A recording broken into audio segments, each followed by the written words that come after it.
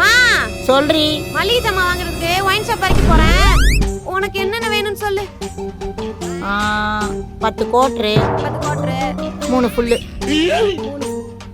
3 ஃபுல்லா? 10 உனக்கு. இங்க பாரு, இந்த மாசம் 4 சண்டே வருது. சண்டே லீவு தான்.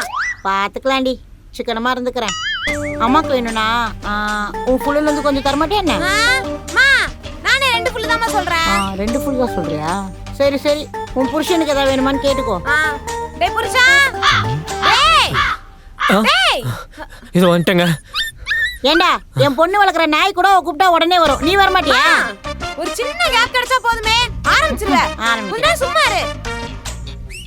ஒயின் ஷாப் வரைக்கும் போறேன். உனக்கு என்ன வேணும்னு சொல்லு. ஐயோ, நான்லாம் குடிக்க மாட்டேங்க. என்னது, குடிக்க மாட்டியா? ஆமாத்த, சின்ன வயசுல இருந்து நான் குடிச்சதே இல்ல. நீ எல்லாம் எதுக்கு என் பொண்ணை கல்யாணம் பண்ண? அவன் வாழ்க்கையில ஆசைப்பட்ட எதுக்கு கல்யாணம் பண்ண?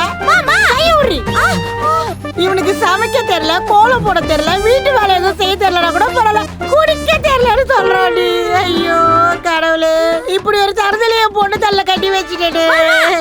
இருமா, இப்ப என்னமா குடிக்க தெரியல? அவ்வளவுதானே, அதான் நம்மளாம் இருக்கோம்ல, நல்லது கெட்டதெல்லாம் நம்ம சொல்லி கொடுப்போமா. விடுமா. ஏடி, நீ எல்லாம் ஸ்கூல் படிக்கும் போதே நல்லா குடிச்சு சமூகத்துல நீ ஒரு நல்ல ஆர்ட் பேஷண்ட் பேர் எடுத்திருக்க.